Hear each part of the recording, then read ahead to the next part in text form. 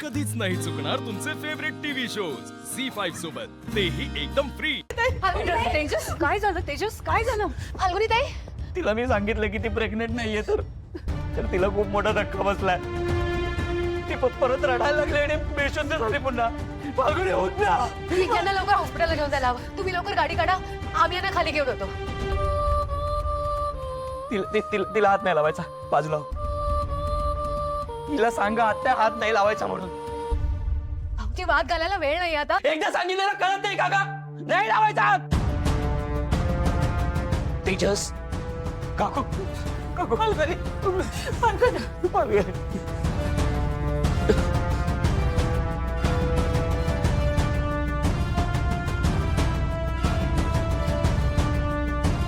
इंद्राणी तुम्ही खरीच थांबा। आजी काय झालं? काकू मला कुठे घेऊन चाललेत? आजी सांग ना, कुठे घेऊन चाललेत काकू मला? तिला ना बरं वाटत नाहीये, तिला डॉक्टरांकडे घेऊन जातात। पण का? सांग ना, काय झालं? मी सांगते, चला।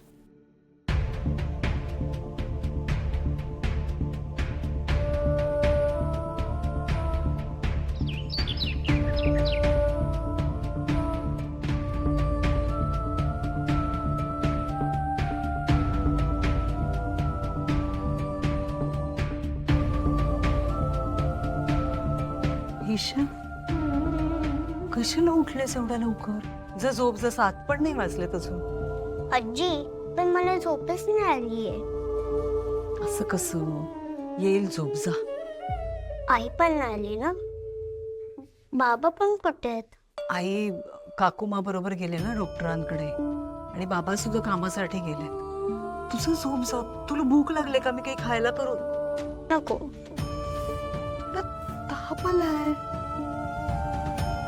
त्रास होतोय का? नाही। तुला ताप कसा आला? मी तुला ना मी चाटण करून देते, मग बरं वाटेल तुला। देऊ ना चाटण करून? मी चाटण देते तुला, ते खा आणि झोप हा शांत, मग बरं वाटेल। पण असं कसं ताप आला तुला? माहिती नाही आजी। आता कुडूप होऊन जायचं, औषध घ्यायचं आणि कुडूप व्हायचं। घे ईशा।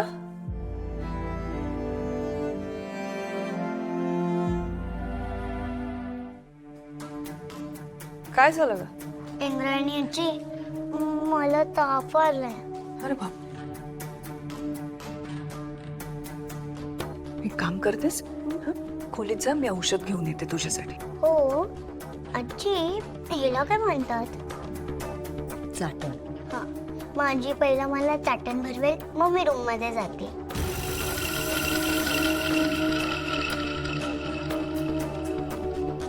आपण एक काम करूया का? तू तुझ्या खोलीत जा, मस्त ब्रश कर, मग आपण तुला छान छान कपडे घालूया, मग मी तुला एक गोष्ट सांगेन, आणि मग औषध घ्यायचं आणि झोपून जायचं। चालेल? बरोबर असाच ब्रश करायचा। मी येईपर्यंत ब्रश करून घे। ओके, जा खोलीत जा, हळू पळा।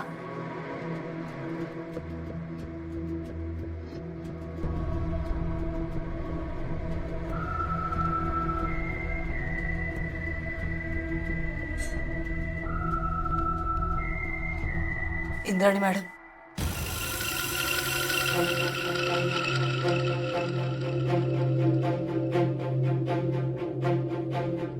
मैं समझ सकती हूँ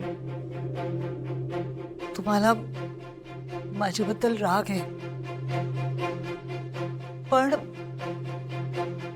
ईशा आणि रीमाला माझ्यापासून काहीच धोका नाहीये, त्यांना त्रास नाही देणार आहे। ईशाला ताप आला होता ना, म्हणून मी हे चाटण करून देत होते तिला।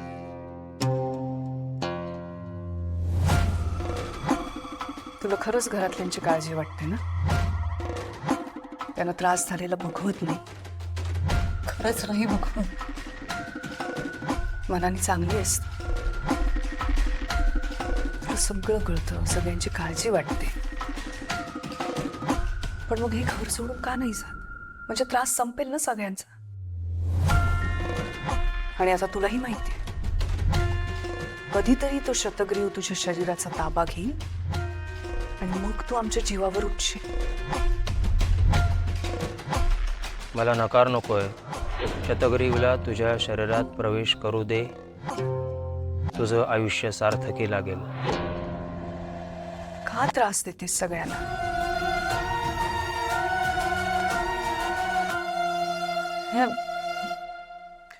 मैं अगर घर छोड़कर चली जाऊंगी तो शतग्रीव माझ्या शरीराचा ताबा घेईल. सगळ्यांना जास्त त्रास होईल. नाही होणार त्रास. मी आहे ना देवी आईची मुलगी, त्या शतग्रीवचा अंत करायला. तुला नेत्राची काळजी वाटते ना? तिला काही त्रास होऊ नये असंही वाटतं. पण मग जर खरंच नेत्राची काळजी वाटते तर हे घर सोडून जा. नेत्राचं भलं व्हावं असं तुला वाटत असेल तर हे घर सोडून तुला जावंच लागेल. जाशील ना? नेत्रा परत यायच्यात मी हे घर सोडून निघून जाते.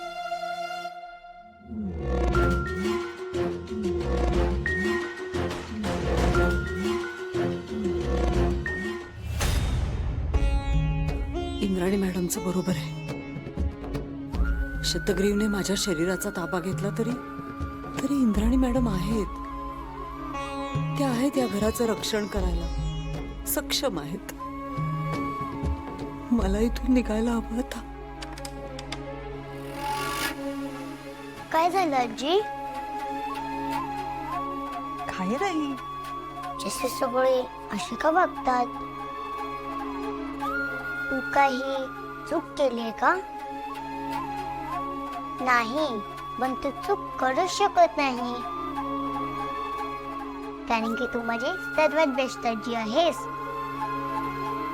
नाही ग, मी काहीच चूक केली नाही आणि माझ्याशी कोणीच वाईट वागत नाही. सगळे छान वागतात. आजी, खोटं बोलायचं नाही हा. मला सगळं माहितीये. तुला बरं नाही वाटत आहे ना? मग जा आराम कर. इंद्राणी आजीने औषध दिलं का? हो, दिलं. मग ते औषध घेतलंयस ना? आता बरं वाटतं, एकदम छान. आराम कर. आज शाळेला सुट्टी.